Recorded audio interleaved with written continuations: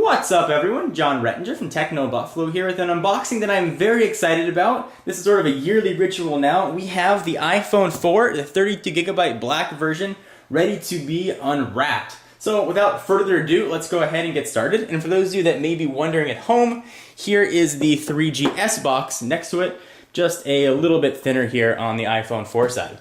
So of course, we will use the big old knife to dig in. Go ahead and cut through the packaging. And the way the box looks is very familiar to older generation iPhones. It's got a picture of the device on the front, Apple logo, iPhone 4, and then some specs on the back.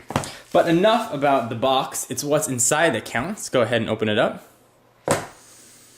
We've got just a bit of cardboard on top, nothing on the side. And I have not held one of these or seen one, so I'm very excited to sort of see what this looks like.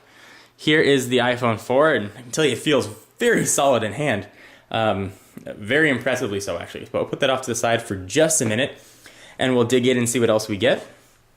So inside, designed by Apple in California, odds are you're going to have your fingertips, and I believe the SIM removal tool has SIM removed itself from the packaging. So fingertips, iPhone 4, and a few Apple stickers, for those of you that were wondering. Push that off to the side, and sort of your standard array of accessories. You've got your USB wall charger, USB and sync cord, and headphones look to be the same with the inline mic. But enough about that, let's take a look at the iPhone 4 itself, since that is the main attraction of the show here. Go ahead and pull off the plastic, which is sort of a one-time thing. That sort of satisfying whooshing noise. And the thing is very, very thin and feels really nice in the hand. So let's sort of go through it real quickly, and I'll compare it to some other devices so we can gauge sort of its thickness and thinness. So you've got the same size screen. It's sort of been the standard iPhone thing for a while now. A home button, which feels a bit clickier. You're front facing, I believe that's a VGA camera. There is your speaker and the microphone port, one on the bottom, one on top. On the left-hand side, you've got those new volume buttons, sort of are a little bit larger, a bit of a difference.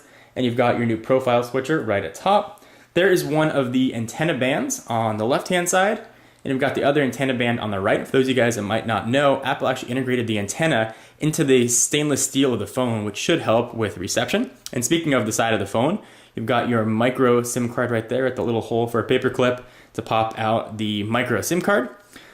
Top, there is the hold and power button, 3.5mm headset jack, and that other little hole is that microphone we talked about. And there is one of the seams for those antennas. On the back, we've got a new 5-megapixel camera and 5-megapixel camera with LED flash. A little bit about the iPhone 4, and then your 30-pin connector and speaker on the bottom. Speaker and another microphone on the bottom. So that is the iPhone 4. Let's do a quick size comparison so you can see how thin or how thick this is versus some other devices you might be interested in. First and foremost, let's compare it to its outgoing cousin. Here is the iPhone 3GS, which now looks downright fat by comparison.